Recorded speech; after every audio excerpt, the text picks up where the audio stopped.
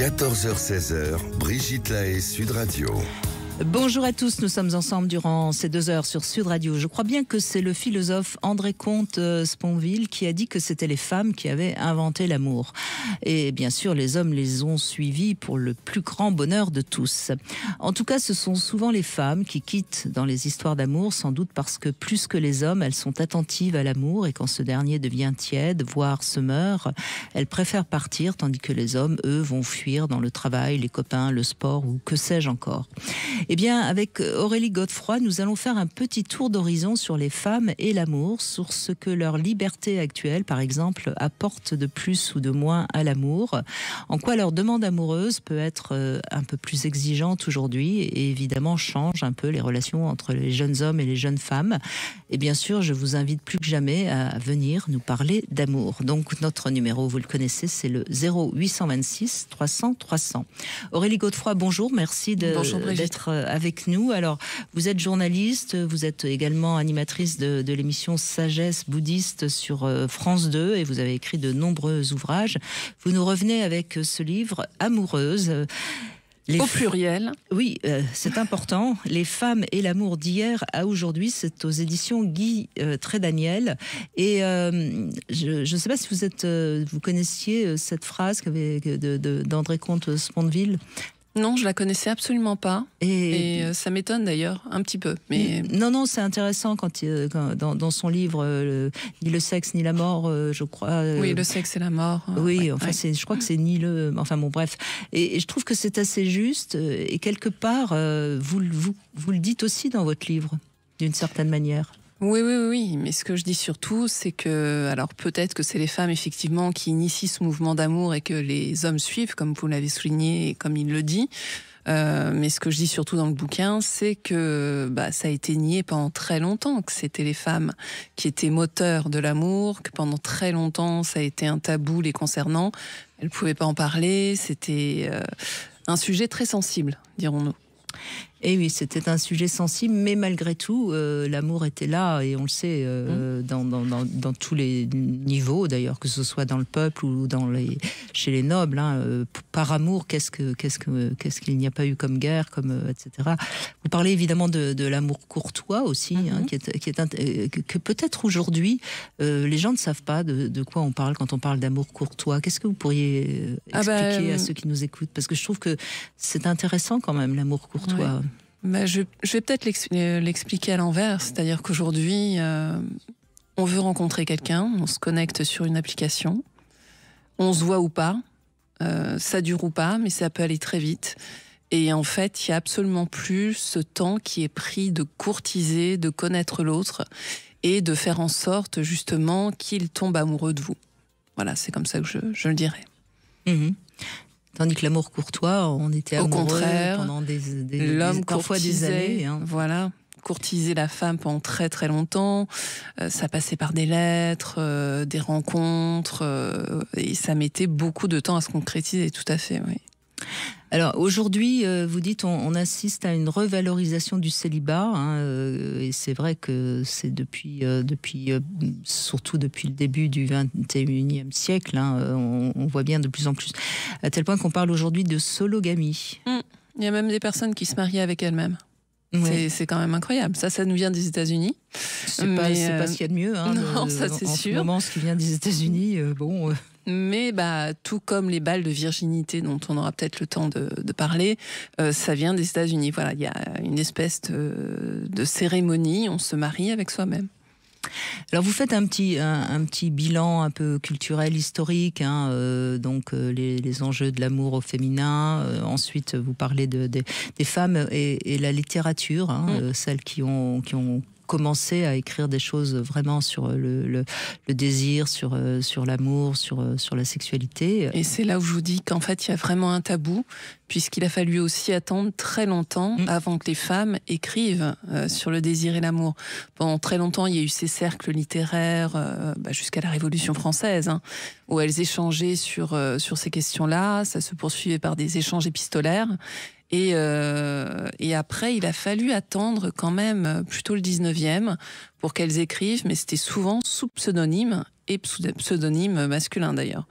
Donc il y a eu une vague de misogynie absolument terrible, puisque là aussi c'était tabou qu'une femme écrive sur le désir, le plaisir, l'orgasme, l'amour. Et puis, vous abordez évidemment la question du désir, la question de la jouissance de la femme. Ça aussi, on a énormément avancé en même pas, j'ai presque, on va dire, ça fait 10 ans maintenant qu'on a vraiment avancé sur la question du plaisir féminin. Oui.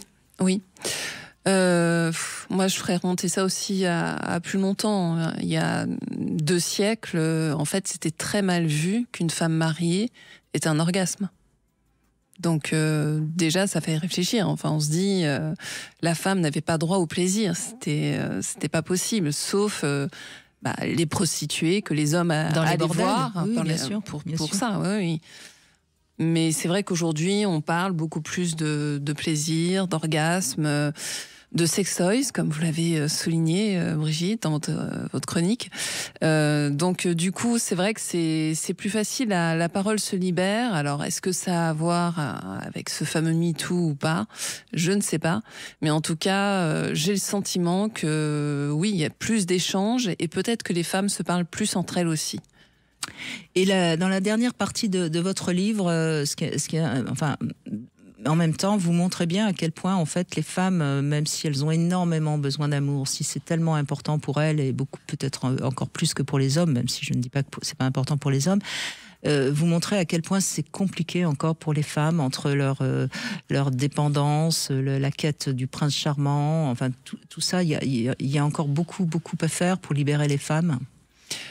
Oui, maintenant, j'ai envie de dire, aux nouvelles générations de parents de s'y coller. Il faut arrêter de raconter toutes ces histoires à la Walt Disney, de La Belle au Bois dormant, et bon, sans parler du non-consentement du fameux baiser du prince, j'allais dire. Bon, c'est une autre histoire, mais je pense que les petites filles, là, il serait peut-être temps de les éduquer différemment et justement leur montrer une autre réalité de l'amour et beaucoup moins idéalisée, puisque finalement, si on veut absolument trouver son prince charmant, je pense que très peu y arrivent.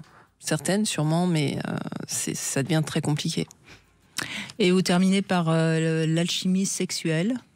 Donc là, vous abordez plutôt une sexualité, j'allais dire, un petit peu sacrée. Tout à fait. Oui, c'est une sexualité... alors je parle notamment du tantra, qui est quand même... qui signifie tisser. Donc tisser, c'est pas rien, c'est tisser des liens, c'est tisser autre chose que juste une connexion sexuelle. Et en fait, moi je pense que la spiritualité, si les 2 partenaires sont vraiment investis dedans, peut aider à... Alors on m'a dit que ça pouvait aller jusqu'à 10 orgasmes par jour. Je sais pas, je vous pose la question, je sais pas si c'est vrai. Moi je suis contre la performance quand on parle de sexualité. Donc je vois pas pourquoi on ferait du tantra pour avoir 10 orgasmes par jour. Oui, mais bon, c'est ce que j'ai entendu dans une interview que j'ai, sur un autre plateau de radio, on va dire. Oui, mais enfin, j'étais assez surprise. J'ai envie de dire que c'est de la propagande là, quelque part. C'est ça. Me paraît totalement. Je veux dire, ça me paraît assez contraire avec la vraie raison d'aller faire du tantra. Puisqu'en fait, l'objectif, justement, je devrais même pas utiliser ce terme d'objectif, mais le tantra, c'est une sexualité donc sacrée, et le but n'est pas d'avoir un orgasme. C'est ça toute la contradiction. Mais oui, c'est pour ça je crois que là il y a erreur sur le sujet. Enfin bon, encore une fois, mais je crois que c'est un petit peu, encore une fois, le tantra, c'est une sexualité qui ne peut démarrer qu'à partir du moment où on est déjà dans un éveil. On ne va pas faire du tantra pour s'éveiller.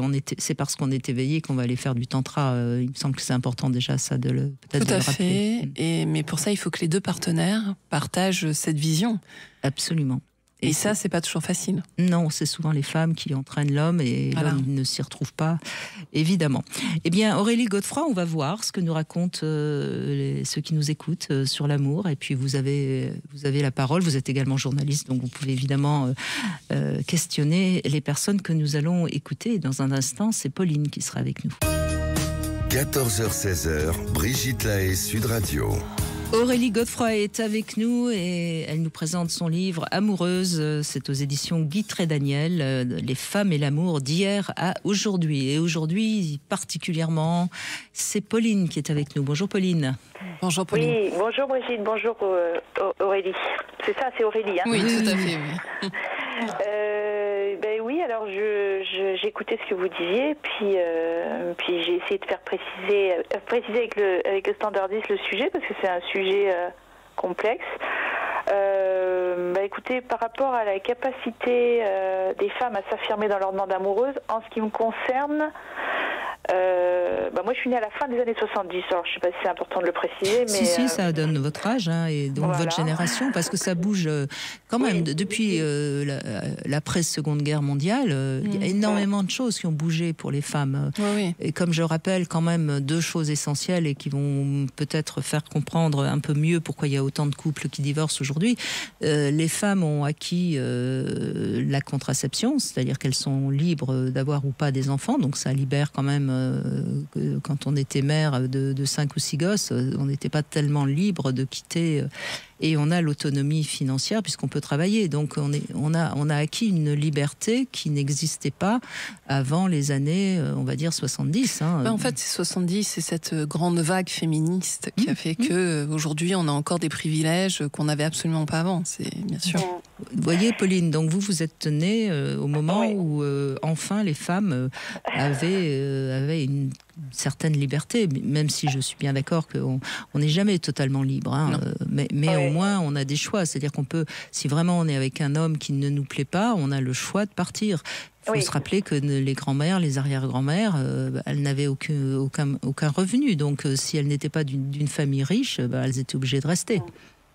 Oui, c'est ça. Alors justement, ma mère qui a vécu un peu le mariage à 18 ans, vierge, néanmoins, pour faire plaisir à son père, néanmoins, elle m'a élevée en étant assez libre. Donc en fait, la différence homme-femme, la place de la femme dans un couple ou la place de l'homme, ça n'a pas trop existé dans mon éducation. Donc elle s'est toujours sentie libre, de vivre peut-être sa vie. Peut-être qu'elle avait un mari, et donc votre père, qui l'a laissé assez libre et qui n'a pas été un macho insupportable. Puis vraiment, alors ça m'a un peu dérangé enfant, mais c'était un peu non conformiste quand même. Qu'est-ce que vous appelez non conformiste? Par exemple, ma mère, elle a eu des amants, elle s'en cachait pas. Ah oui, d'accord. Voilà. Lui aussi, je crois, mais comme il avait une éducation plus classique, il ne le disait pas. Donc c'était un couple libre déjà, ce qui pour l'époque est assez... qui est resté très longtemps ensemble, en fait, sans finalement... mais c'est pas incompatible, une relation amicale, je dirais. C'est pas incompatible d'être... Et des fois, c'est mieux que de justement être en guerre froide en étant... Tout à fait. C'était appréciable.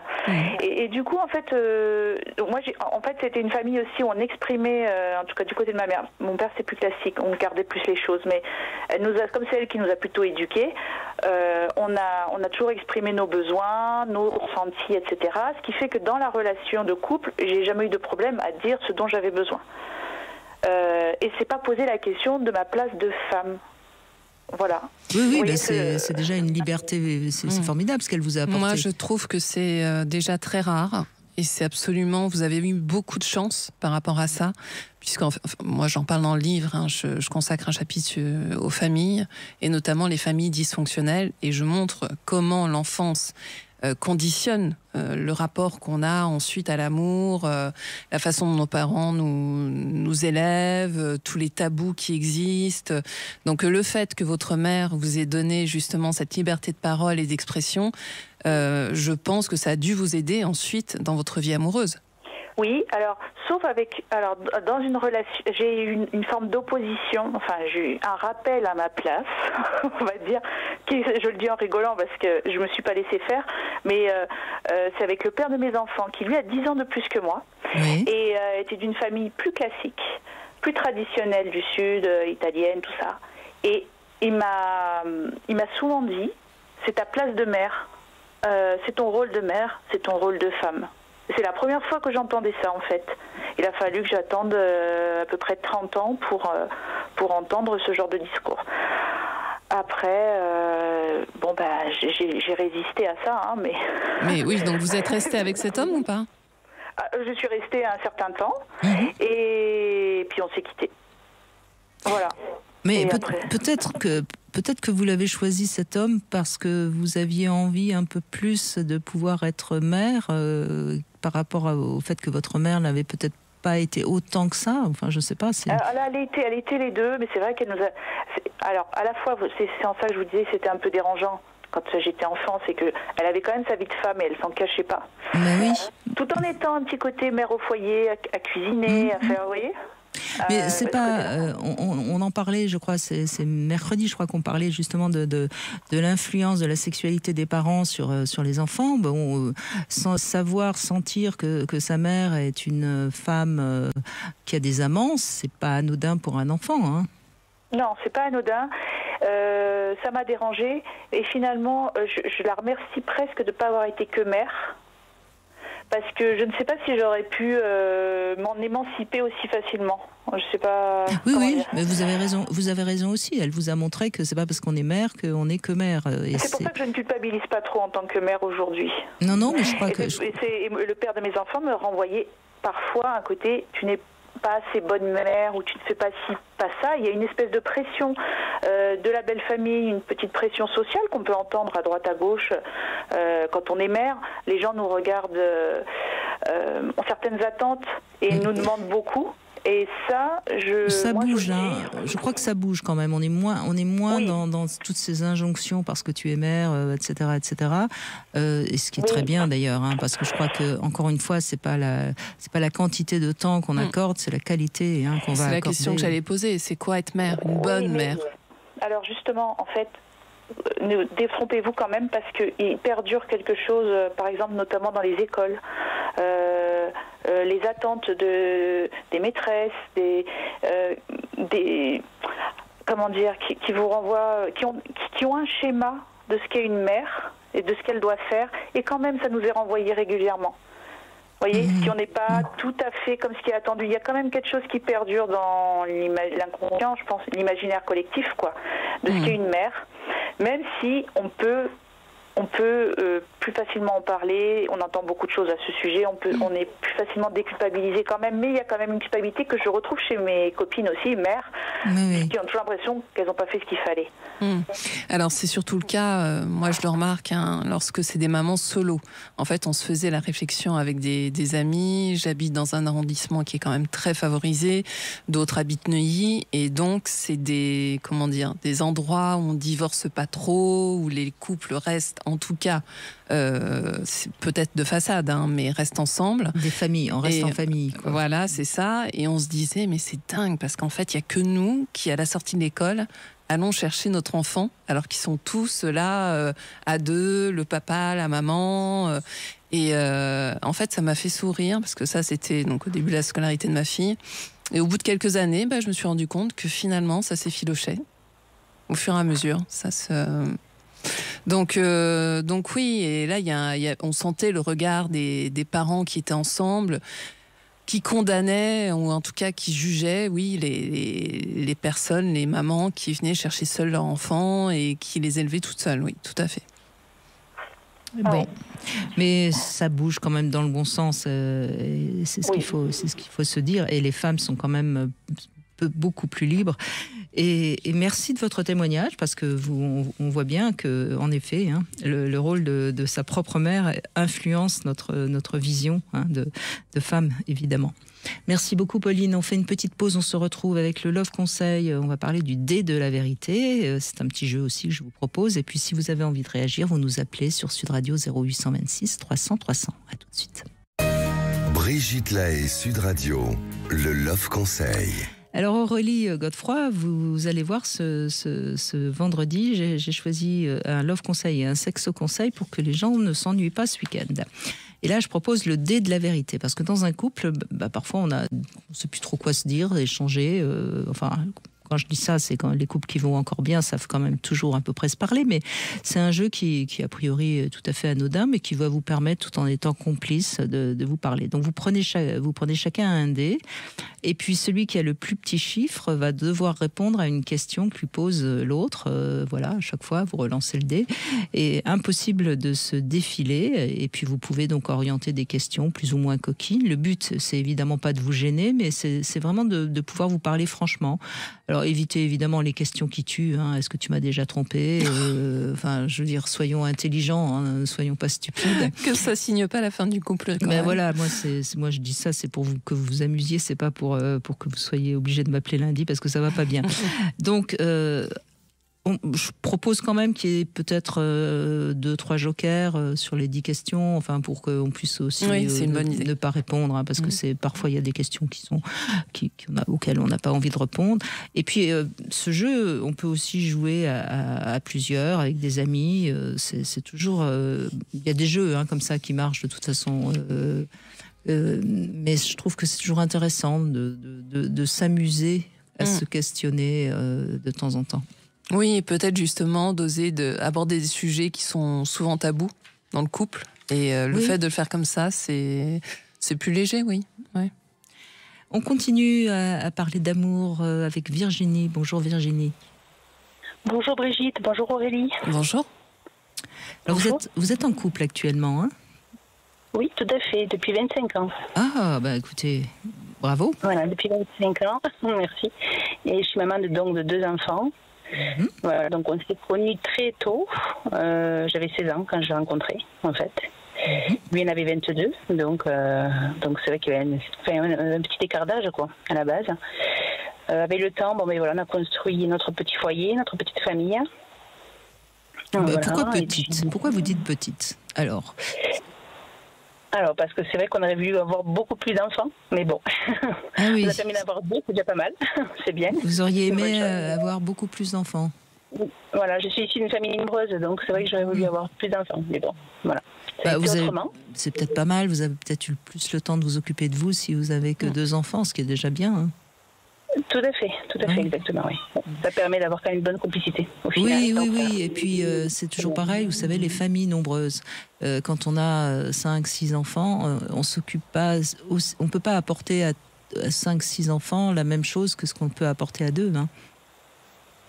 C'est pas pareil, on va dire que c'est pas pareil. C'est pas la même chose. Mais moi, j'arrive pas à vous enlever votre petit regret. Hein. Mais bon. Non, mais j'entends bien. Il reste un petit.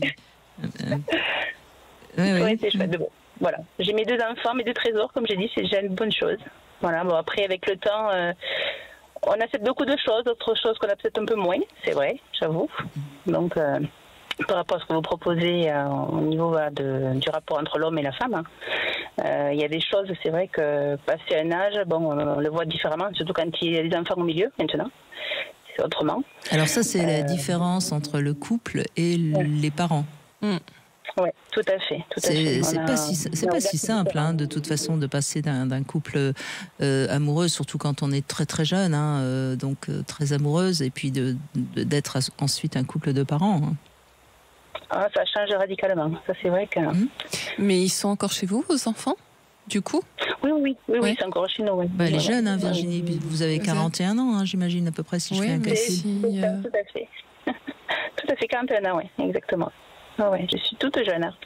Mais vos enfants, ils ont quel âge? Parce que si vous êtes rencontrés si tôt, là. Eh bien, mon aîné a 17 ans et ma petite a 7 ans, la dernière. D'accord, ah oui, effectivement. Voilà. Donc, petit bébé surprise, mais bon, voilà, le deuxième. C'était la bonne surprise. C'était la bonne surprise, tout à fait, oui. Ah oui, inattendu, c'est ce... Parce que vous n'en vouliez pas qu'un, quand même, vu ce que vous nous avez dit. Non, on aurait voulu avoir 3 ou 4 enfants. Mais pourquoi vous avez attendu tant entre le premier et le deuxième, alors? Alors, pourquoi? Parce que le premier, ça a été très compliqué à l'avoir. On a passé par les traitements, donc pour avoir la première. Entre-temps, il y en a eu un autre, mais bon, ça s'est terminé en fausse couche, malheureusement.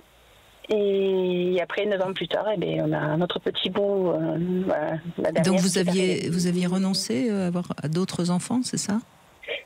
Disons que c'était compliqué. Je suis passée par des problèmes de santé et j'ai dû être aidée, entre guillemets, pour retomber enceinte. Et c'est vrai que ça a été, pour le couple, très douloureux.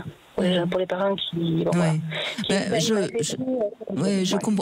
Je comprends mieux, du coup, votre regret de ne pas avoir eu une famille nombreuse, parce qu'en fait, vous avez eu une vie qui vous a obligé à être mère seulement de 2 enfants et avec donc des moments un peu difficiles, tout ça. Donc je comprends mieux cette tendance à avoir un petit peu dû renoncer à votre idéal en quelque sorte. Mais pardon, est-ce que c'est complètement fini à 41 ans? Vous pouvez peut-être encore... Alors, disons que j'aurais été un peu plus jeune, ça serait passé pour la dernière, enfin la deuxième, on va dire, autrement. Oui, parce que la deuxième, j'ai eu des grosses complications. La grossesse en elle-même est très bien. Au moment de l'accouchement, par césarienne, et j'ai failli y passer, puisque j'ai le cœur qui s'est arrêté. Donc on m'a dit, voilà, notre enfant, ça serait mettre vraiment très très en danger. D'accord, non mais là, effectivement, on comprend que... Oui. Oui, on comprend bien que quelque part, oui, c'est la vie qui vous a empêché de réaliser la vie, vous, parce que votre destin, si je puis dire. Mais en même temps, c'est là aussi où on est capable de résilience. Je suppose qu'aujourd'hui, vous êtes heureuse. Ah, complètement. Et alors, qu'est-ce que vous diriez de l'amour entre le moment où vous rencontrez votre prince charmant et puis aujourd'hui? Comment ça a évolué pour vous? Alors, avec des hauts, avec des bas, comme dans tous les couples. Donc, on a eu pas mal de petits soucis, oui, c'est vrai. Donc, qu'il fallait affronter à 2. C'était pas toujours évident, j'avoue. Après, au jour d'aujourd'hui, c'est vrai que, on a grandi mutuellement, lui comme moi. Moi, j'étais très jeune. Et c'est vrai que, des fois, on se rejoint sur certains points, sur d'autres points on est plus distants, on va dire. Voilà, le temps, c'est comme ça. Mais est-ce que vous diriez que vous êtes toujours en amour, pour utiliser une phrase que j'aime bien, parce que j'aime pas dire est-ce qu'on est toujours amoureuse, parce qu'on n'est plus amoureuse après 25 ans de vie commune. Mais est-ce que vous êtes toujours en amour? Oui, si quand même. Si. Et pourquoi le si quand même? Parce que quand je vois nos enfants, je me dis quand même c'est une partie de moi, une partie de lui. Et rien que ça me fait rappeler tout ce qu'on a traversé ensemble. Et donc rien que pour ça, je me dis on a bâti quelque chose, pourquoi le détruire? Pourquoi? Bien sûr. Mais peut-être aussi que vous pouvez améliorer cette relation. Qu'est-ce qui manquerait? Qu'est-ce que vous pourriez, quelle fantaisie, quelle légèreté vous pourriez mettre dans votre histoire aujourd'hui? Un peu plus de temps pour nous, j'ai envie de dire. Oui. Un peu plus de temps pour nous et puis se retrouver tous les deux, quoi. Oui. Vous avez déjà une réponse. C'est vrai que depuis qu'on a les filles, qu'il y en a une qui soit grande, aller au restaurant tous les deux, tout ça, ça fait très longtemps qu'on n'a pas fait. Voilà. Se retrouver tous les deux, quoi, vraiment. Vous n'avez pas des grands-parents, vous n'avez pas des parents proches qui peuvent s'occuper de garder un peu les... Ouais. Mais vous voyez, non, mais c'est ce que j'entends beaucoup. C'est vrai que c'est tout le problème de quand on devient parent, c'est que finalement on est très très très occupé par la place que prennent les enfants, et en même temps c'est ce qui fait aussi que le couple grandit ensemble. Mais c'est important de vous accorder des moments à vous. Oui, c'est vrai. Moi, je pense qu'on n'y est pas assez préparé justement quand on devient parent.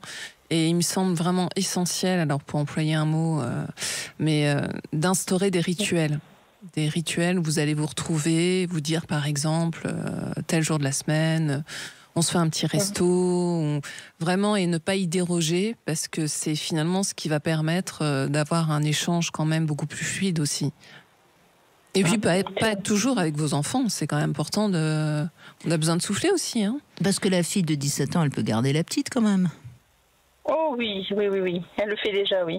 Heureusement, oui, elle le fait déjà, oui, donc ça va. On ne se plaint pas de ce côté-là, du tout. Et même malgré l'écart d'âge qu'elles ont, elles sont quand même assez fusionnelles. Donc, oui, parce que donc, qu'est-ce qui vous empêcherait un soir d'aller dîner tous les deux en amoureux si...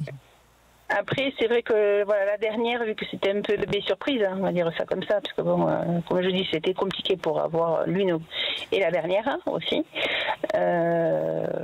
On est quand même, la toute petite est très fusionnelle avec moi, la dernière. Et donc c'est vrai qu'elle prend une bonne place, j'avoue.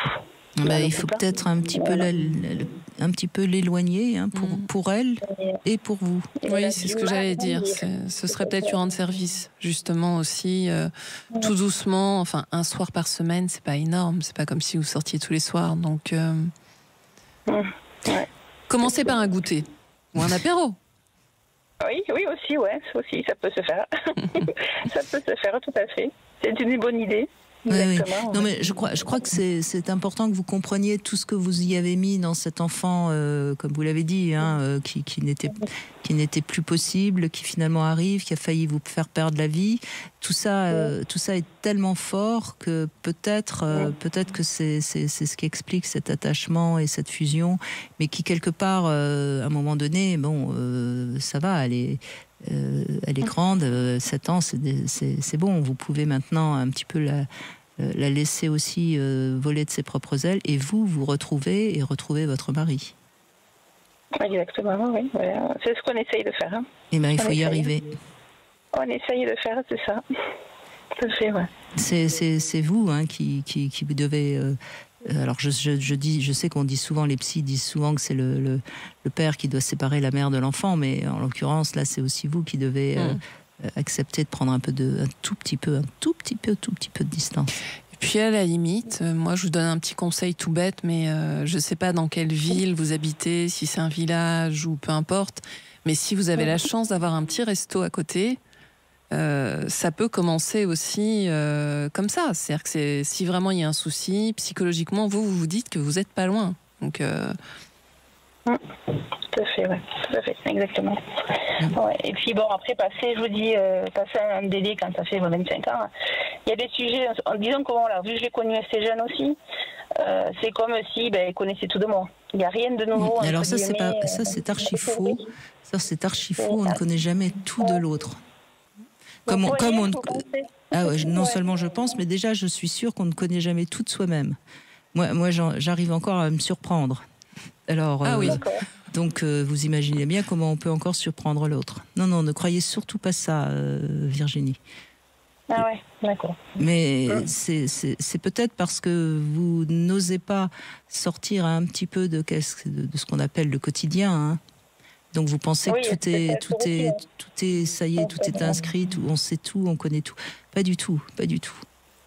Oui, et puis moi, à la limite, je vous conseillerais aussi peut-être de vous intéresser à d'autres choses, enfin, d'autres centres d'intérêt, des choses qui pourraient vous passionner et justement créer chez vous une appétence pour des domaines que vous n'avez jamais explorés, puisque vous avez du temps pour vous. Oui, tout à fait. C'est possible, ouais. Je peux essayer. Parce que ça peut être enrichissant et pour vous et pour votre couple, mais surtout d'ailleurs, Brigitte a raison, pour vous-même. Oui, je vous assure.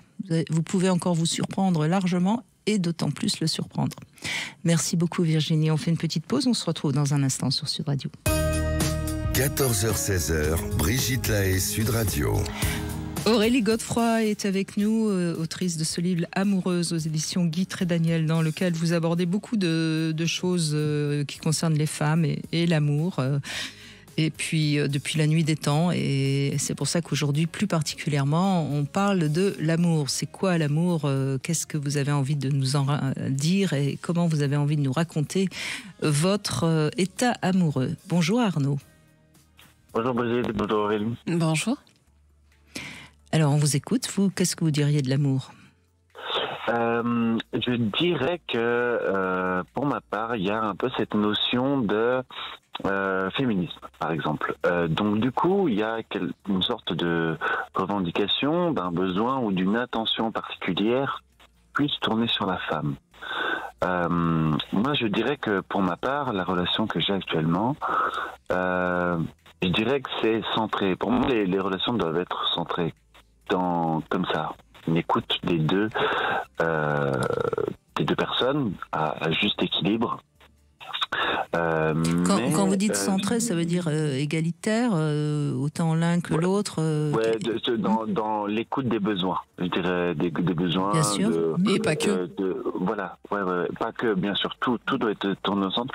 En revanche, je crois que pour ma part, dans notre relation, je dirais que celui qui guide et qui lead ça serait plutôt moi.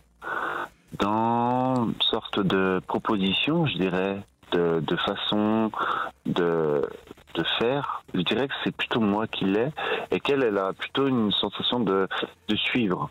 Ça lui va, c'est ok, et on suit.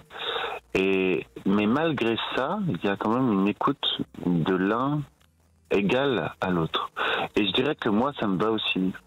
Il y a chez moi une espèce de sensation, c'est pas une prétention, hein, vraiment. Non, on l'entend pas comme ça. Il y a juste quelque chose de plus dominant chez moi. Et c'est okay. Alors, on va éviter le terme dominant parce que sinon il y a des féministes qui vont grincer des dents. Non, vous êtes peut-être plus moteur. Plus moteur, oui, c'est par exemple, oui, c'est très bien. Ouais, moteur. Ou plus responsable, plus inventif, plus enfin. Ouais, ok. Après, oui, je pense que dominant même dans peut-être pour expliquer un peu le mot, mais peut-être aussi dans la sexualité. Et donc du coup, il y a un peu ce terme un peu plus juste selon moi, peut-être au risque de aussi faire grincer des dents à des féministes, mais je crois qu'en tout cas, il y a. Non mais si votre femme est heureuse comme ça, moi je vois pas où est le problème. De toute façon, dans un couple, il y en a souvent un dans certains domaines qui va dominer sur l'autre, et parfois c'est l'autre dans d'autres domaines. De toute façon, et si chacun est heureux comme ça, il n'y a pas de problème. Ouais. Mais je dirais que c'est une question d'équilibre et de nuance, parce que quelqu'un qui serait trop à l'écoute et qui suivrait sans apporter ce qu'elle a à apporter, pour moi, j'aimerais pas, parce que j'ai pas envie de quelqu'un qui suive entre guillemets bêtement, mais je trouve qu'il y a un peu cette nuance de, je sais pas moi, 90% de lead et puis 20% aussi de l'écoute de l'autre qui a envie de proposer des choses. Je dirais que c'est quelque chose comme ça. Et voilà. Donc il y a un peu cette chose peut-être un peu, je dirais ancien, je dirais une sorte de couple ou de relation, je dirais plutôt ancienne, mais par contre une sorte d'écoute des besoins et une écoute particulière de la femme plutôt dans ce qu'on entend actuellement, quoi. Mais vous êtes heureux? Bien sûr, bien sûr. Bien sûr. Oui, mais vous n'êtes pas un très jeune couple, enfin, il me semble pas. Très jeune couple? Non, vous n'êtes pas un très jeune couple, c'est-à-dire vous n'avez pas 18-20 ans tous les deux. Non. Donc, parce que c'est les jeunes couples aujourd'hui qui sont un peu paumés, qui savent plus très bien. Mais vous êtes encore dans des générations où la femme n'était pas aussi. Parce que les jeunes femmes aujourd'hui sont très très exigeantes. Hein. Et les jeunes hommes savent. Les jeunes hommes savent plus très bien, parce qu'ils osent pas trop justement être entre guillemets dominants, parce que les jeunes femmes tout de suite ne supportent pas. Et vous voyez par exemple un jeune homme qui tient la porte à une femme, une jeune femme, tout de suite elle lui dit mais attends, je sais tenir ma porte toute seule, quoi. Enfin je schématise un peu, hein, mais c'est comme on en est quand même un petit peu là. Mais en fait ils savent plus comment faire. Non. Tout simplement, moi j'ai juste un chiffre, c'est 35% des hommes, ce qui n'est pas rien, qui aujourd'hui ne savent plus en France comment s'y prendre vis-à-vis d'une femme. Pour séduire une femme, je sais bien. Ça c'est super intéressant, et je suis vraiment d'accord avec ça, et j'ai l'impression de ressentir ça aussi. Très intéressant. Je pense que ce qui manque aussi aux hommes, c'est une sorte de vraie force mentale, je crois.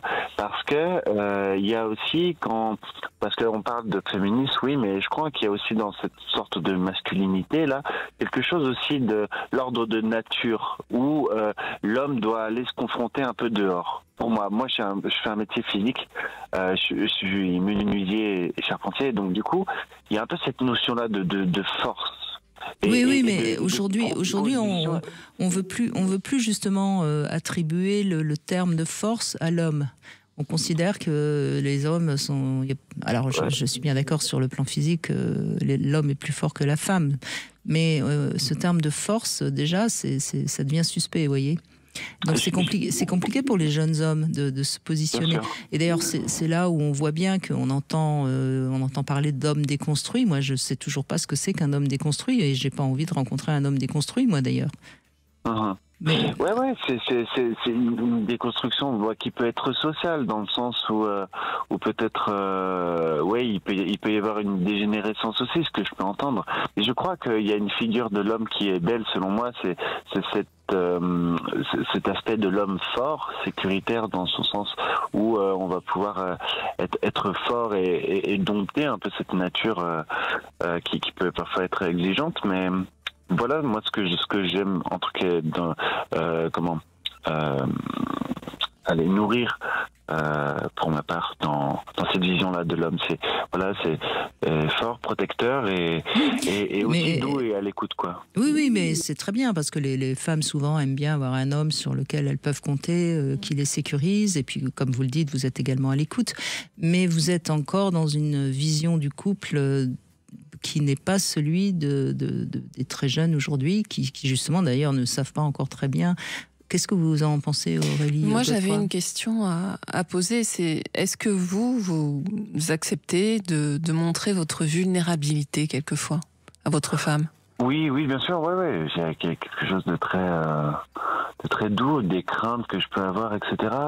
Même si je pense pas en avoir beaucoup quand même. Hein. Enfin, je veux dire, j'essaie de. En tout cas, vous lui cachez pas quand ça va pas ou. Non, bien sûr, non. Ouais, vous n'êtes pas l'homme fort à 100%. Non. Ouais. Je pense accueillir vraiment presque une part. Presque de féminité, pas non plus exacerbée, mais je crois avoir une douceur, quelque chose de raffiné que je prête beaucoup à la femme, mais ça va avec mon écoute, je crois, et oui, et la douceur que je prête aussi à la femme, donc ouais, je crois accueillir ça chez moi en tout cas, mais j'ai conscience de ma condition et j'aime aussi nourrir ce côté-là un peu fort, et je trouve que c'est aussi bien parce que c'est aussi pour moi important de l'apporter et de le partager, parce que c'est pas évident des fois quand on entend des courants de pensée, etc. On sait plus très bien quoi penser. Et je trouve que justement les constats, les partages de ses propres réalités peuvent aussi nous. Oui, mais vous savez, Arnaud, on parle aujourd'hui des femmes et de l'amour et comment ça fait évoluer les relations de couple, mais encore une fois, je crois que c'est à chacun de trouver sa vérité, et ce qu'on va dire durant ces 2 heures, trouver que chacun prenne ce qu'il a envie d'y prendre. Moi, je ne crois pas qu'on ait une théorie définitive à donner, ni sur les hommes, ni sur les femmes, évidemment. Ouais, ça serait d'une tristesse.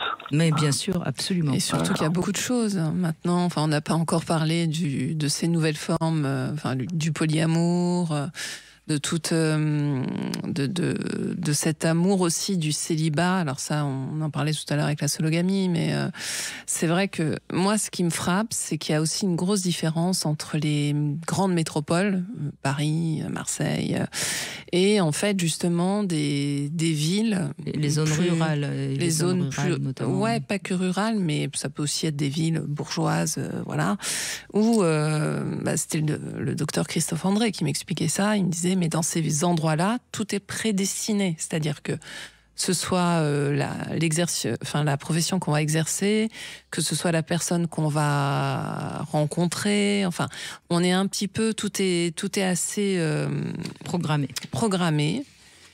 Et en plus, c'est très difficile, c'est encore plus mal vu, de changer les choses une fois qu'on est installé dans ce schéma-là.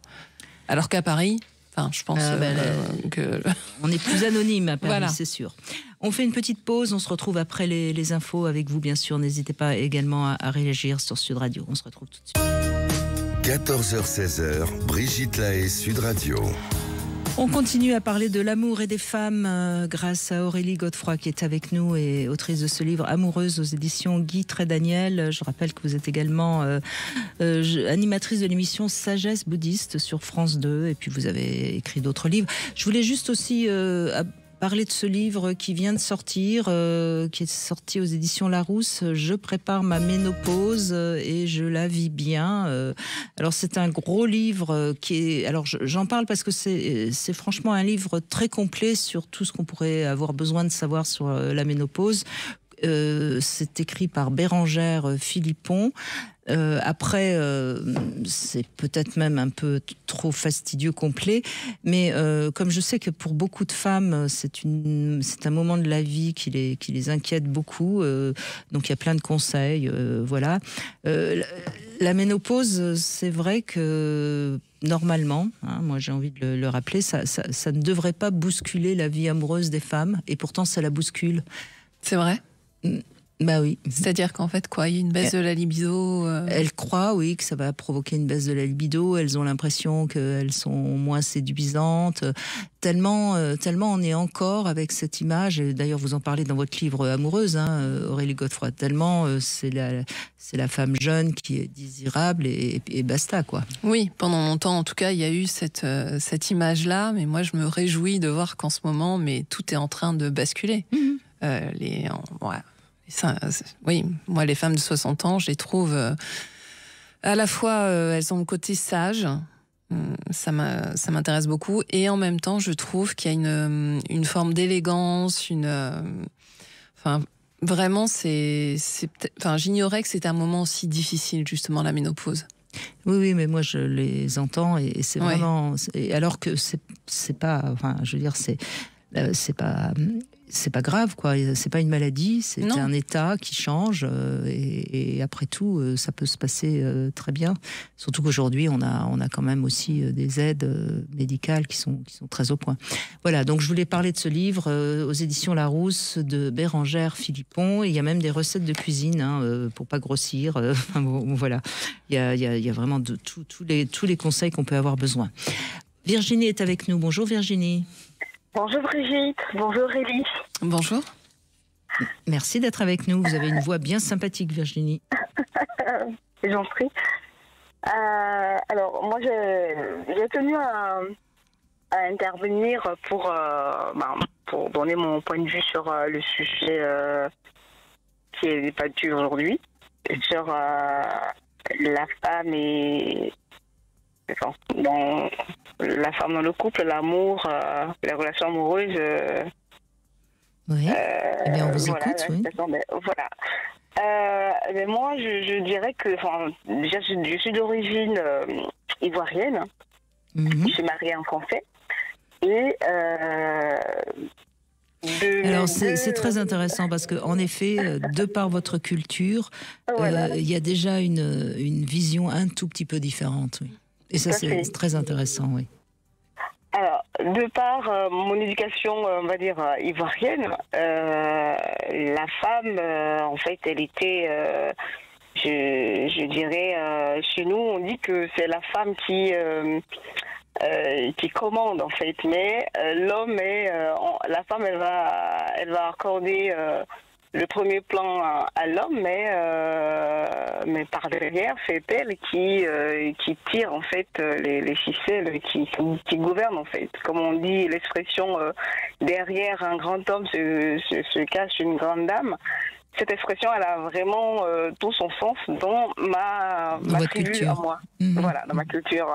En Côte d'Ivoire, et on a au moins 52 groupes ethniques, et moi, dans mon... dans ma culture, la femme a ce rôle-là. Et donc, ça m'a... J'irais même jusqu'à dire ce pouvoir-là. Oui, c'est un pouvoir. On a ce pouvoir. On a ce pouvoir. Par contre, on ne va pas le revendiquer. Oui, c'est naturel. C'est naturel, quoi. Par contre, voilà, c'est... donc, il y a des décisions qu'on va laisser l'homme prendre, officiellement, mais par derrière, c'est tout la femme qui a tout commandé, quoi. Donc, mais ça ne fait pas d'elle non plus la... c'est pas une mégère, non. Tout à fait. Donc, il n'y a pas deux personnes qui mettent la culotte dans le couple. Dans le couple, voilà, la femme est celle que c'est son homme. On a des tâches qu'on va naturellement confier aux hommes. et d'autres qu'on va confier aux femmes. Et ça m'a... Mais moi, ce que j'aime bien dans votre témoignage, Virginie, c'est parce que vous dites ce que je pense, c'est-à-dire que c'est finalement dans l'amour, c'est quand même souvent la femme qui a le pouvoir, dans le sens où c'est elle qui accueille la sexualité de l'homme, qui le guide, qui le canalise, mais le problème, c'est que beaucoup de femmes ne sont pas suffisamment comment dirais-je, conscientes de ça, parce qu'elles n'ont pas suffisamment confiance en elles n'ont pas été suffisamment éduquées par des parents qui les ont valorisées. Enfin, oui, c'est vrai que la question de la transmission est très importante dans ce que vous dites. Donc je pense que nous les femmes, c'est vrai que quand on dit... c'est vrai qu'on n'imagine pas le pouvoir qu'a une femme. La femme, elle a un pouvoir, un énorme pouvoir de séduction, enfin, elle pourrait mettre tous les hommes dans sa poche si elle voulait. La femme, elle a un pouvoir divin, je dirais.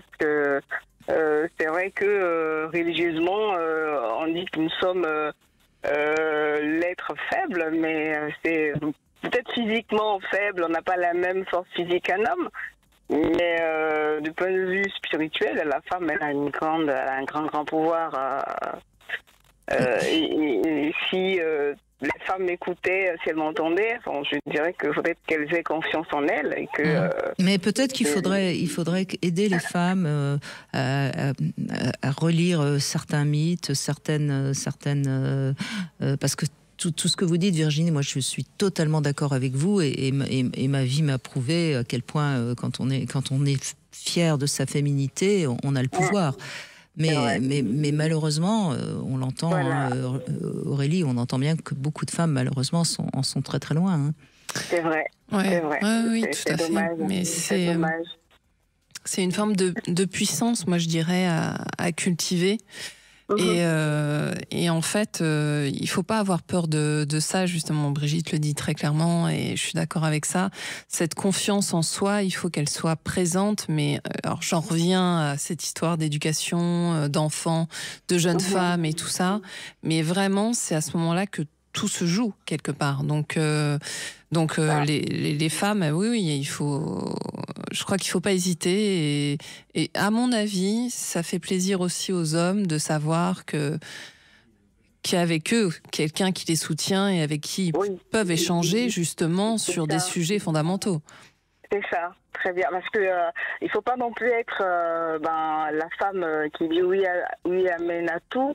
Même si on a du respect pour son homme, il faut aussi qu'il sache qu'il puisse compter sur nous, qu'on puisse l'aider à prendre certaines décisions importantes.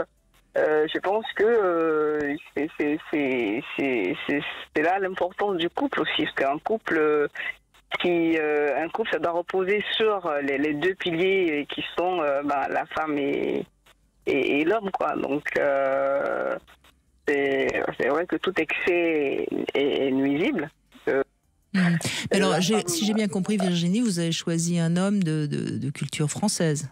Oui, tout à fait. Je suis mariée à un Européen. Oui, un Européen, d'accord. Mais enfin, bon, donc c'est pas toujours tout à fait la même chose. Là, il y a des cultures un peu différentes. Un Espagnol, un Italien ou un Anglais, c'est pas tout à fait pareil. Un Français. D'accord. Voilà. Et donc, il accepte votre puissance. Oui, il accepte parce que d'un côté. Je veux dire, moi, ça me gênerait pas de lui laver les pieds, par exemple, parce que ça fait partie de ma culture. Et ça, lui, il tombe complètement des nues parce que il n'a jamais connu cela. Pour moi, c'est banal de mettre un bassin d'eau chaude pour que mon homme... que je fasse des massages de pieds et tout ça, parce que c'est pas dans sa culture. Pour lui, c'est comme si c'était une forme de soumission. Non, moi, je suis dans un rôle de séduction. Vous voyez, c'est Mais pas, c'est vrai que c'est intéressant ce que vous dites, parce qu'on voit bien qu'encore une fois, on a des repères et parfois ça les bouscule et c'est pas plus mal. Moi, je trouve ça très bien que vous le bousculiez en lui lavant les pieds et en lui montrant que c'est une manière de le séduire. C'est vrai, et c'est vrai qu'en ce moment, c'est ce qu'on disait, les hommes savent plus trop comment faire, mais les femmes, elles, en revanche, sont beaucoup plus proactives dans la séduction, dans le lien justement. Et si vous, c'est votre manière d'entretenir tout ça, enfin, je pense que c'est assez chouette d'avoir des traditions différentes et puis des moyens de communication qui puissent comme ça se compléter. Merci en tout cas beaucoup Virginie, c'était passionnant de vous écouter. On fait une petite pause, on se retrouve dans un instant. 14h-16h, Brigitte Lahaie, Sud Radio. Avec Aurélie Godefroy, autrice de ce livre Amoureuse aux éditions Guy Trédaniel, nous parlons de l'amour et des femmes. Alors c'est marrant parce que dans votre livre, j'ai découvert que le mot flirt, que j'aime beaucoup moi personnellement, c'est apparu qu'au 19e siècle. Oui, c'est vrai que c'est récent. C'est récent, ouais. Ça m'a surprise. Après, il y a des termes un peu moins, jolis, qui sont apparus il y a quelques années. On pense au ghosting, au breadcrumbing, je déteste tous ces mots anglais. Ah bah oui, mais sauf que maintenant, là, on n'y échappe pas. On n'y échappe pas. Je sais. Moi, j'ai essayé d'y échapper, mais il n'y a rien à faire. C'est des mots qui sont... Bon, en même temps, sologamie, ça reste un mot français, et on en a parlé déjà depuis tout à l'heure. Nathalie, bonjour. Bonjour Brigitte, bonjour Aurélie. Bonjour. Merci d'être avec nous. Vous avez tendance peut-être un petit peu encore à idéaliser l'amour, Nathalie ? Complètement. En fait, je suis amoureuse de l'amour. Mais vous avez bien raison. Et je crois que vous n'êtes pas la seule. Mais vraiment de l'amour, c'est-à-dire de l'émotion que ça nous procure. Et je trouve que c'est tellement beau de pouvoir l'exprimer ou de dire à notre partenaire ce qu'on attend vraiment de l'amour, en fait, pour qu'il puisse nous satisfaire aussi, ne serait-ce qu'à travers ce sentiment, autre que par l'attention qu'on peut nous montrer ou le rapport sexuel très basique qui fait que voilà, si on couche ensemble, c'est qu'on s'aime et qu'on forme un couple. Mais je crois, enfin je ne sais pas si vous êtes d'accord avec moi, Nathalie, Aurélie, mais je crois qu'on aime bien dans la vie quand même avoir son homme, alors pas forcément quelqu'un dont on est très amoureuse, mais la personne la première personne à qui on aura envie de dire quelque chose si on a une bonne nouvelle. C'est sympa d'avoir. Après, on a des amis, moi j'ai mes chiens. J'aime aussi beaucoup d'autres gens, mais je trouve que ça fait partie d'une nécessité presque féminine d'avoir un homme. Oui, mais il faut qu'il y ait complicité aussi. Mais même pas forcément. Enfin, en tout cas, que ce soit quand même quelqu'un de confiance, déjà. Je ne mettrais pas la barre aussi haut, moi. Ah ouais, moi je la mets... C'est là où je suis peut-être moins idéaliste que vous, alors. Qu'est-ce que vous diriez, Nathalie ? Ah, mais complètement. Je pense qu'effectivement, la personne à qui... Parce que ce qui est très sociétal, c'est qu'aujourd'hui, quand on écrit à des amis, on fait des SMS avec des cœurs, on dit qu'on les aime. J'ai l'impression que des fois, on s'éparpille un petit peu. D'accord. La valeur de l'amour, effectivement, comme vous le dites si bien Brigitte, c'est cette personne qui aura vraiment cette exclusivité, à qui c'est celui qu'on aura envie de voir en rentrant, c'est celui à qui on aura envie effectivement de donner une bonne nouvelle ou une mauvaise nouvelle, peu importe, mais c'est celui qui aura la primeur de la première chose en fait. C'est ça, je suis d'accord avec ça aussi. Oui. Voilà, et alors ça fait peut-être un peu ancien, peut-être par rapport effectivement à tout ce qu'on peut voir aujourd'hui, où il y en a beaucoup qui sont dans de la consommation, il y en a qui se mettent ensemble mais ils savent pas trop pourquoi, parce que juste ça se fait comme ça. Et je trouve ça très dommage. Alors, il y a très très longtemps, nos grands-parents n'arrivaient peut-être pas à s'exprimer aussi l'amour, parce que je pense qu'il y a eu les guerres, il y a eu plein de choses qui ont fait que ça a dû être difficile aussi de leur côté de pouvoir trouver l'âme sœur, vraiment l'homme qui allait leur correspondre. C'était pas du tout la même époque, donc pas du tout la même façon peut-être d'aimer et de vivre. Mais aujourd'hui, je crois qu'il y avait aussi ça. Il y a toujours eu ça, vous savez. Enfin, peut-être pas avec l'homme de Cro-Magnon, mais je pense que ça fait très longtemps que toutes les histoires le racontent bien. Après, bien sûr, aujourd'hui, c'est plus simple. Il y a moins d'événements extérieurs qui nous empêchent d'aimer. Bien entendu. Alors après, c'est vrai que nous, les femmes, bon voilà, on est différentes des hommes, on n'a pas les mêmes attentes, on n'a pas les mêmes envies, on est plus dans quelque chose peut-être effectivement d'impalpable, c'est de se voir belle dans son regard, c'est d'attendre le petit mot gentil, le petit geste. Et malheureusement, il y a encore des hommes qui ont beaucoup de mal avec ça, qui ne savent pas faire, qui sont maladroits, qui n'osent pas. Alors sûrement qu'il y a une question aussi éducative là-dedans, où on leur explique pas assez d'écouter les femmes. Alors il y a écouter les femmes, mais il y a aussi connaître leurs désirs, être à la portée aussi de ce qu'ils peuvent nous apporter, et pas de petites choses très basiques. Moi je me rappelle, moi j'ai 57 ans aujourd'hui, mais j'ai eu effectivement une vie de femme mariée, où j'étais mariée avec un mari qui ne m'a jamais dit je t'aime. Quand je lui posais juste la question est-ce que tu m'aimes, parce que j'avais besoin d'entendre ce je t'aime qui est quand même profond, c'était comme réponse si je suis avec toi c'est pas pour rien. Voilà, donc il fallait que je me contente de ça. À la fin de sa vie, il a été malade. J'ai perdu mon mari très jeune, et donc juste avant qu'il nous quitte, je lui ai dit mais est-ce que tu m'aimes? Et plutôt que de me dire oui je t'aime, il m'a dit je n'aurais jamais trouvé quelqu'un qui se serait occupé de moi comme tu l'as fait. Donc je me disais bon, je l'aurais jamais ce je t'aime. Alors je l'ai jamais eu, je l'ai jamais eu. Voilà, c'était sa façon à lui, de me dire qu'il m'aimait. Après j'ai eu un homme avec qui j'ai partagé 15 ans de ma vie, où par contre je ne l'aimais pas. Je ne l'aimais pas d'amour, du moins l'amour qu'il souhaitait. Donc je lui ai dit clairement qu'effectivement j'allais lui apporter autre chose, mais pas l'amour qu'il espérait. Et on a quand même une relation de 15 ans, donc ça n'a pas été rien non plus. Et puis après, j'ai rencontré quelqu'un où, quelqu'un, c'est pareil, c'est éducatif. Alors, il se rend bien compte de toute l'affection que je peux lui apporter, tout l'amour, la tendresse qu'il n'a pas eu. Et par contre, il n'est pas en mesure de me le rendre parce qu'il me dit « je ne l'ai pas connu ». Alors, je dis « oui, tu ne l'as peut-être pas connu, mais tu le reçois. Donc, est-ce que tu peux, de temps en temps, faire un effort et puis me satisfaire à ce niveau-là » Et pour lui, ça peut être aussi compliqué parce que dans son éducation, le je t'aime n'a jamais existé. En plus, manque de chance pour lui, c'était pas un enfant désiré. Donc, de ce côté-là, il n'a pas eu vraiment de non plus.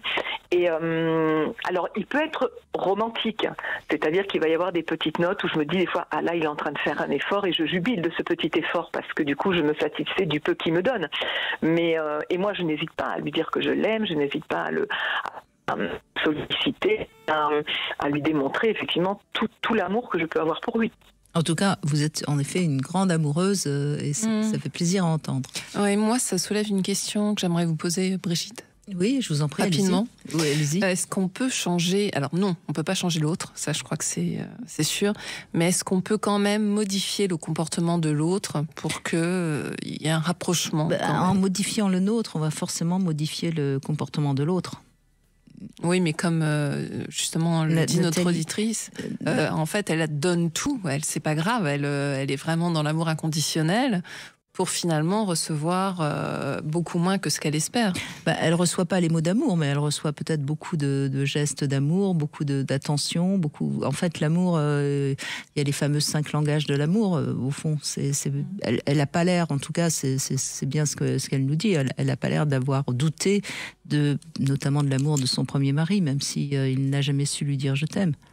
Et au fond, est-ce que c'est si important?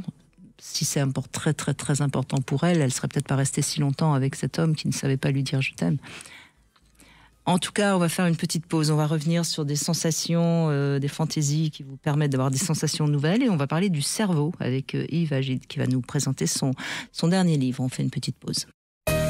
Brigitte Lahaie, Sud Radio, le sexe au conseil. Eh bien, Aurélie Godefroy, on va parler du sexe au conseil, et je vous propose quelques fantaisies originales qui provoquent des sensations incroyables, parce que ce week-end, dans les couples, peut-être que certains couples s'ennuient, donc voilà quelques pistes qui vont vous permettre peut-être... Je dirais. Beaucoup. Oh, ben non, grâce aux femmes qui ont beaucoup d'imagination, ça s'ennuie moins qu'avant. C'est ce qu'on dit depuis tout à l'heure, depuis 14 heures. Donc, il suffit de pas grand-chose sous la main pour s'amuser un petit peu sexuellement, par exemple, ceux qui voudraient s'initier à un léger bondage sans prendre le moindre risque, on peut utiliser du papier toilette. Parce que le papier toilette, si on se sent tout de suite un peu oppressé parce qu'on est attaché, on peut... Mais c'est assez solide.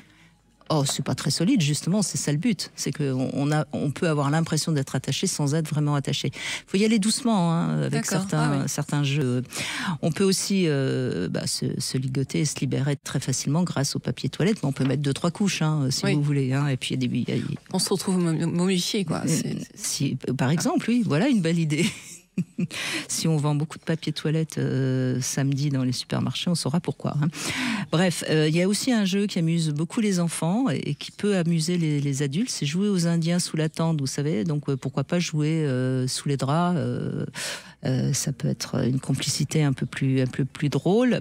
Pour ceux qui seraient intéressés, on peut aussi mettre des velcro. Alors là, ça donne un peu l'impression d'être isolé du reste du monde. Hein. Et puis il y a tous les jeux de mouvement. Alors par exemple, dans un rocking chair, il faut avoir un petit peu d'imagination. Oui, bien sûr. Il y a plein de jeux comme ça c'est tout de suite autre chose. Hein. Et puis pour ceux qui aiment vraiment les choses un peu originales, il y a le harnais. Hein. On a des sensations également de légèreté si l'un des deux est dans un harnais. Bon, alors vérifiez quand même la solidité du support, hein, sur lequel vous fixez les élastiques. Moi, je veux pas avoir des problèmes avec les urgences ce week-end. Alors, autre chose aussi qui est simple, c'est le chaud et le froid, qui provoquent des sensations intéressantes. Il suffit de mettre un foulard en soie dans le réfrigérateur, un autre bien au chaud, et puis, par exemple, vous pouvez le chauffer avec un séchoir, enfin bref. Et puis, à ce moment-là, vous pouvez caresser le partenaire avec l'un ou l'autre, et ça fait du chaud et du froid. Il y a évidemment le thé assez chaud ou les glaçons, hein, qu'on met dans la bouche avant une caresse où vous avez envie.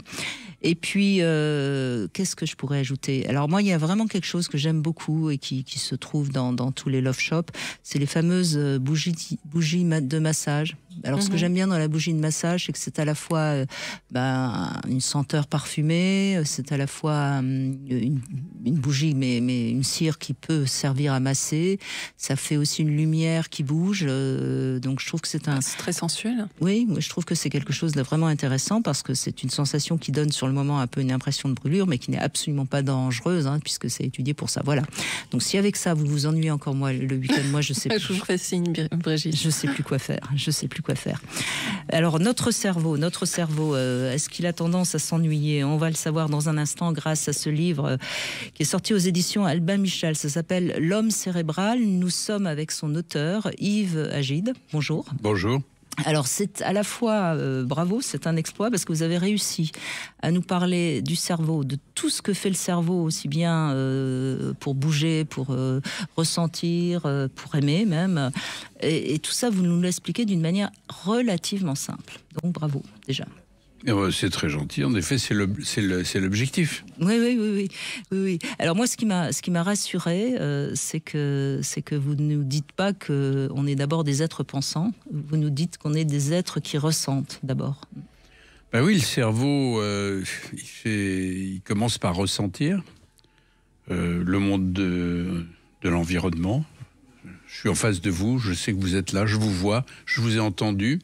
Et vous m'avez posé une question, d'une certaine manière. Ces informations arrivent dans mon cerveau.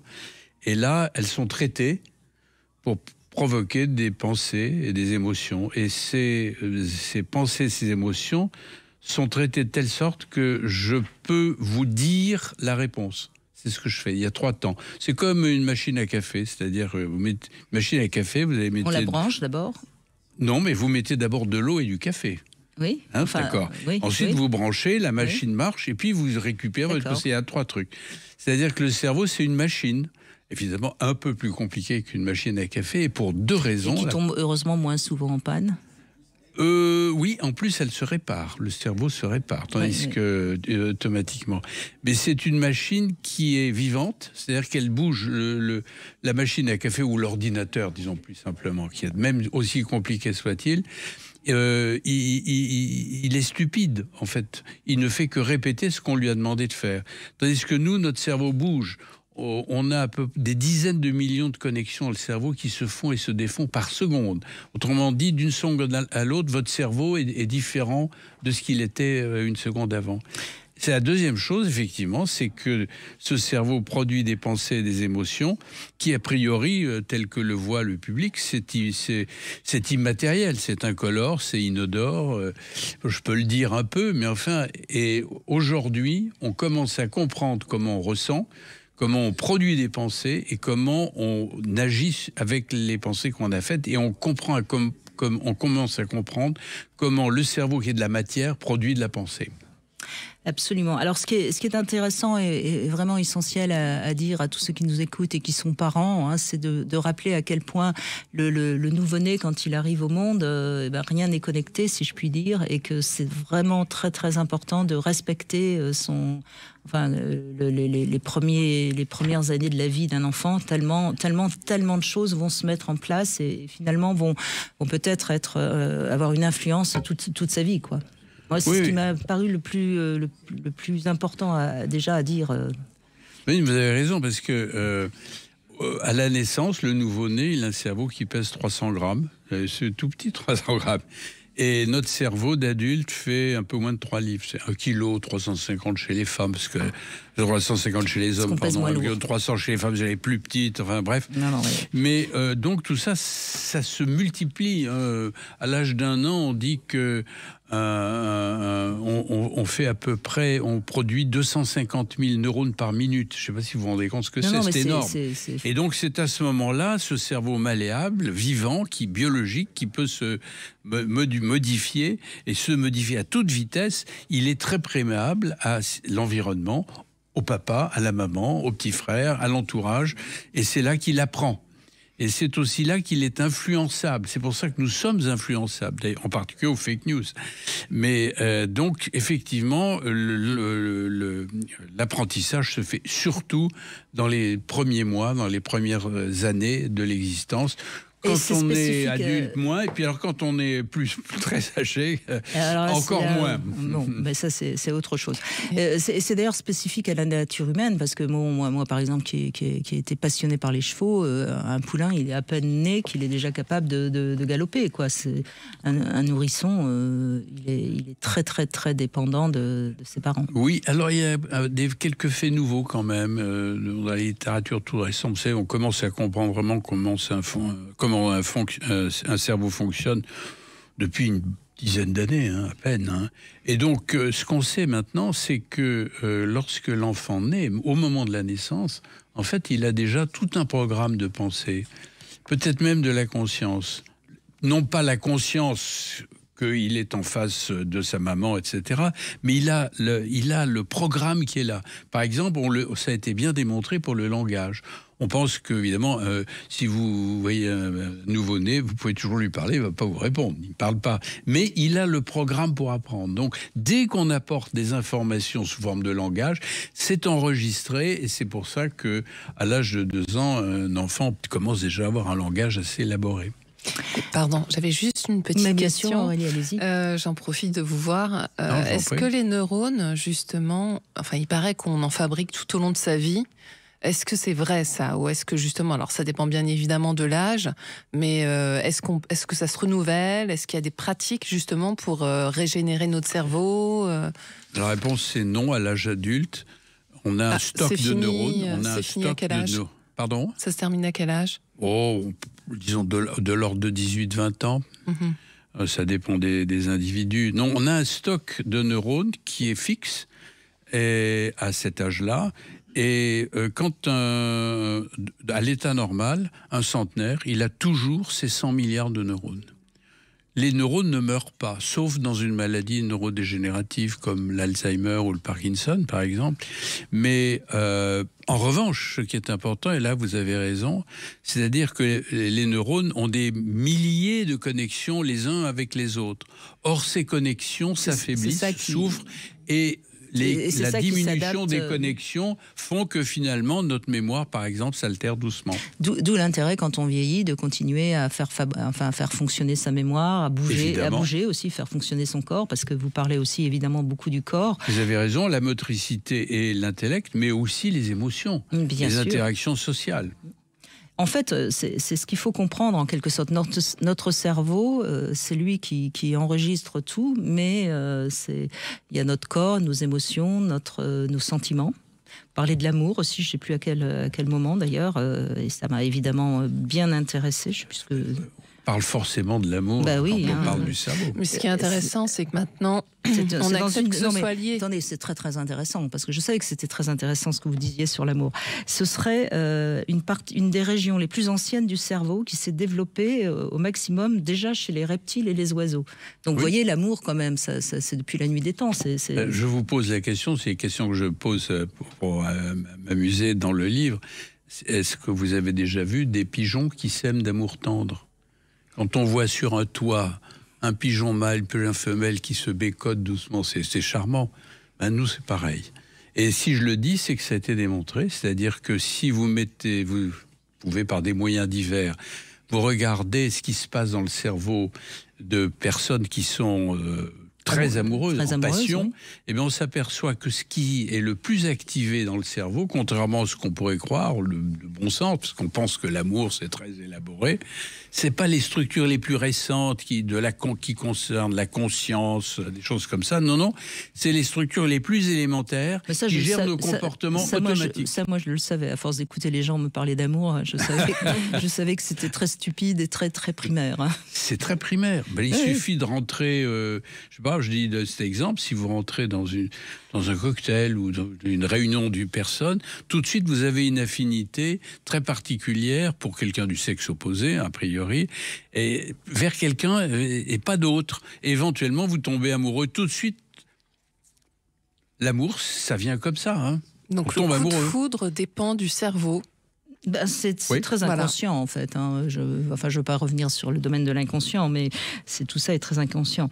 Et alors, l'organe responsable de la sexualité, ça se situe entre les oreilles et non pas entre les jambes. Alors, je ne savais pas que... c'est une manière de dire que les organes sexuels, mâles et femelles, ce sont les instruments de l'amour. Et qu'en réalité, l'amour, qui est quand même le plus beau sentiment, ça peut être une émotion, comme j'ai dit tout à l'heure, ça peut être un sentiment, ce qui est plus structuré, ça peut être une passion qui nous échappe. Eh bien ça, c'est quand même complètement notre cerveau. Je le dis comme ça, notre cerveau, c'est le seul organe qui permet de penser, d'avoir des émotions. On ne pense pas avec son corps. On est obligé d'avoir un corps pour penser, mais le corps ne pense pas. Le corps va ressentir, il va nous donner des informations si on l'écoute, parce que par exemple, si on a peur, on peut faire pipi, par exemple. Hein, mais ça, c'est le cerveau qui quand même a ressenti la peur. Aussi. Mais pour démythifier un peu, si vous me permettez, beaucoup de gens pensent que les émotions sont produites dans le cœur. Or, elles sont évidemment pas produites dans le cœur, elles sont produites dans le cerveau. En revanche, dès qu'on a une émotion qui vous arrive dans le cerveau, parce que, par exemple, vous tombez amoureux de quelqu'un, aussitôt, dans la seconde qui suit, vous avez le cœur qui palpite. Absolument. Et alors, j'ai bien aimé aussi vous parler de quelque chose que je répète souvent, dans notre fameux élan vital, hein, qui est tellement important pour vivre, pour être heureux même, je dirais. Hein, c'est de là que vient le tout. Et alors, il y a quatre... vous émettez 4 forces, hein, 4 fonctions essentielles: l'éveil, l'humeur, l'attention et la motivation. C'est intéressant hein, de comprendre ça aussi. C'est le bon sens, vous savez, c'est toujours le bon sens. Si quelqu'un n'est pas motivé, c'est-à-dire qu'il est apathique, il ne fait rien. Si quelqu'un n'est pas attentif, c'est-à-dire qu'il est distrait, qu'il pense à autre chose, il ne fait rien. Si quelqu'un est à moitié endormi, il peut rien faire. Et si quelqu'un est complètement déprimé, vous avez vu qu'il y a des gens qui sont vraiment très déprimés, ils peuvent pas penser, ils peuvent pas agir. Donc c'est la conjonction de ces 4 grandes fonctions qui déterminent l'élan vital que les philosophes comme Spinoza appelaient la conatus. Hein, et effectivement, l'élan vital, c'est une condition nécessaire pour que le cerveau se mette à penser, à avoir des émotions. Et alors, dernière question que je ne peux pas ne pas vous poser, parce que sinon, on va me dire que j'ai pas fait mon travail. Yves Agine, moi je la pose parce qu'il faut la poser.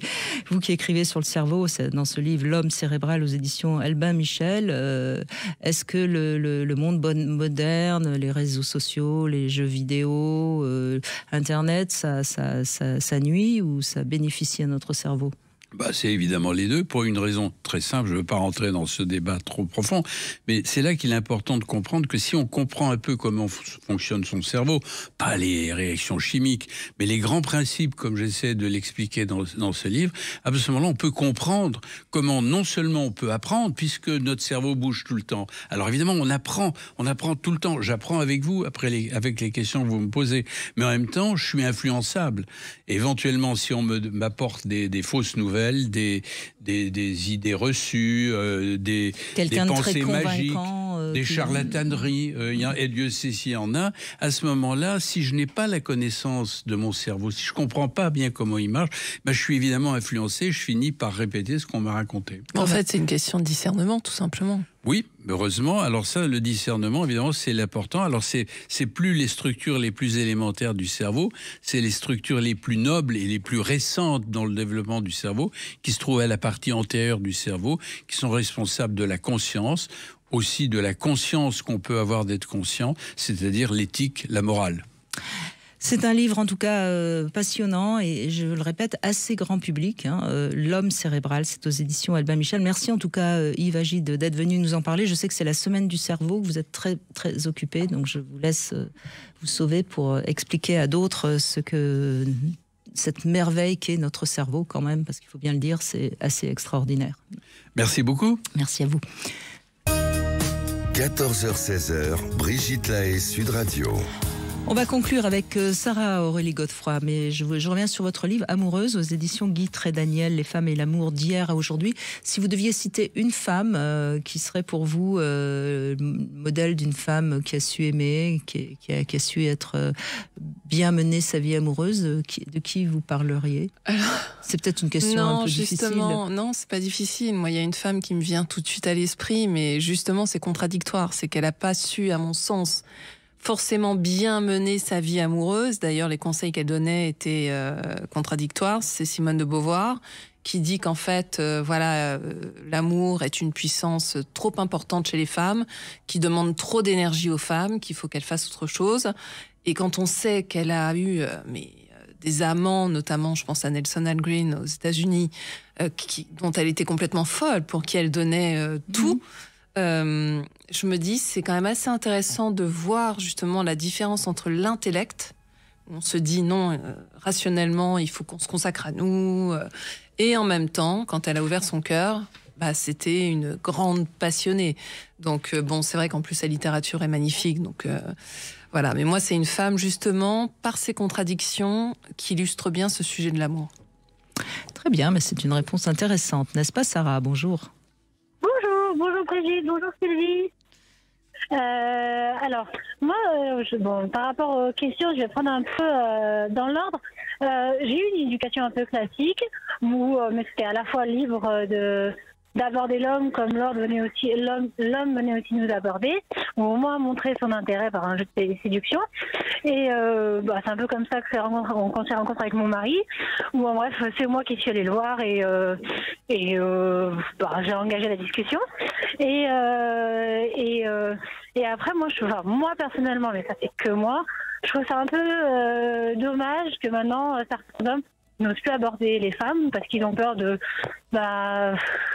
accusés de harcèlement, tout simplement. Voilà, c'est ça. Et moi, je trouve ça très dommage parce que je trouve que on est en France, dans une société où c'est assez génial. La femme, elle a le droit d'aborder l'homme et l'homme a le droit d'aborder la femme, et qu'il n'y a pas ce jeu de pouvoir vraiment d'un côté ou de l'autre.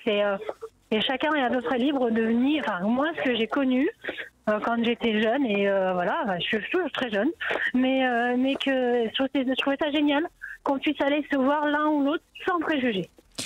Oui, mais je crois que les hommes aujourd'hui, les jeunes, même pas que les jeunes d'ailleurs, sont un petit peu inquiets. Et quant aux femmes, beaucoup considèrent qu'elles n'ont plus besoin d'hommes. Oui, c'est vrai, tout à fait. C'est même assez inquiétant le nombre de femmes qui actuellement ont recours à la PMA pour avoir un enfant sans homme. Alors elles ont besoin d'un spermatozoïde quand même encore, mais heureusement. Mais on peut se poser la question, qu'est-ce que ces enfants qui vont être nés d'une femme comment vont grandir? Enfin bon, la société va bouger, hein. Et puis bon, peut-être qu'on reviendra à des repères que vous avez connus, hein, Sarah. Moi, je reste assez optimiste malgré tout. Je pense que c'est une transition qui était nécessaire pour qu'on aide un peu les femmes à s'affirmer un peu plus. Mais il faut pas les positionner en rôle en victime non plus, parce que c'est pas comme ça qu'elles pourront s'affirmer. C'est là toute l'ambiguïté de l'époque actuelle. Je sais pas si vous êtes d'accord. En grandissant en tant que femme et en tant que mère, je trouve en fait ce qui est génial, c'est pareil en France, c'est qu'on peut décider ou non d'avoir un travail et même de faire une petite carrière ou une grosse carrière. Mais je trouve que avoir un mari, un homme, un partenaire, un homme ou femme, qui nous épaule et nous comprend dans nos choix, c'est génial. Je trouve qu'on peut être mère célibataire, il n'y a pas de souci, mais vraiment en faire un choix, personnellement, j'aurais pas fait ce choix. Et je sais qu'avec mon mari, là, je l'ai dit plusieurs fois, même si on va dire que c'est pas possible et je vais l'expliquer, c'est que j'accompagne beaucoup un de mes enfants. Du coup, je dois beaucoup un peu laisser du temps libre dans mon emploi du temps de travail. Et je suis ravie quand finalement je prends plus ce rôle de mère que ce rôle de femme au travail, femme active. Bon, malheureusement, c'est moi qui ramène le plus d'argent à la maison. Et j'ai dit plusieurs fois à mon mari, c'est dommage et j'aimerais que tu changes ça. Bon, il n'arrive pas à changer en termes. Non, mais j'entends bien. Je crois que cette capacité que peut avoir la femme à élever son enfant et à en profiter, parce que ça bouge tellement vite un enfant, en plus entre le moment de la naissance jusqu'à 6-7 ans, c'est extraordinaire. Et c'est vrai que passer un petit peu à côté de ça parce qu'on travaille beaucoup, c'est peut-être aussi dommage, oui. J'entends bien. Oui. C'est ça, on a demandé aux femmes d'être à tout, en fait, à la fois des super. Enfin, même si certaines injonctions étaient tout à fait, justement, laissées de côté par les femmes, plus parce que ça va. Oui, mais j'entends ce que vous dites. Je suis obligée de vous couper parce qu'on est en fin d'émission et je vais conclure par rapport à ce que vous dites, Sarah. Aujourd'hui, on a donné aux femmes une certaine liberté, mais cette liberté, elle consiste pas à pouvoir tout avoir. Elle consiste à faire le choix de ce qu'on a envie d'avoir. C'est-à-dire, est-ce qu'on va se consacrer à une vie professionnelle extraordinaire et est-ce qu'on va se consacrer à ses enfants? Est-ce qu'on va se consacrer à sa vie amoureuse? On ne dispose que de 24 heures par jour. Et donc, c'est les choix qu'il faut faire et il faut essayer de les faire assez vite, c'est-à-dire assez jeune, en son âme et conscience, sans se laisser imaginer que c'est parce que si on veut être libre, il faut forcément beaucoup travailler, etc., etc. Cette liberté-là, elle est exceptionnelle, elle est nouvelle. C'est la première fois depuis que l'humanité existe que les femmes ont ce choix. Mais ça ne veut pas dire, encore une fois, qu'on peut tout faire. Et c'est vrai que beaucoup de femmes, à croire qu'elles peuvent tout faire, se rendent prisonnières et ont une vie pas facile. Non, on n'est pas des superwoman. Non, moi, ce que j'ai envie de dire aussi, c'est qu'il y a déjà des limites qu'on peut mettre. On n'ose pas souvent, et c'est important de savoir délimiter le temps que vous donnez à vos enfants, à votre travail. Enfin, vous êtes aussi maître de tout cela, bien sûr. Et puis, j'ai envie de dire, la vie n'est qu'impermanence. Donc rien ne vous empêche à un moment donné de changer de vie, de la moduler un peu. Et je crois qu'il faut arrêter de penser qu'on est dans des prisons. En fait, c'est vrai qu'on est beaucoup plus libre, mais cette liberté, il faut qu'on apprenne encore à la gérer. Et quelque part, c'est peut-être ça aujourd'hui qui nous est demandé. Merci beaucoup, Sarah. En tout cas, merci d'être venue nous parler aussi. Et puis merci à vous, Aurélie. Merci, Brigitte. Godefroy, Amoureuse, c'est aux éditions Guy Trédaniel. Tout de suite, vous retrouvez Alexandre Delevanne pour C'est votre avenir. On sera avec Stéphane Clerget lundi. On va revenir sur les chagrins d'amour. Pourquoi ça fait si mal, un chagrin d'amour?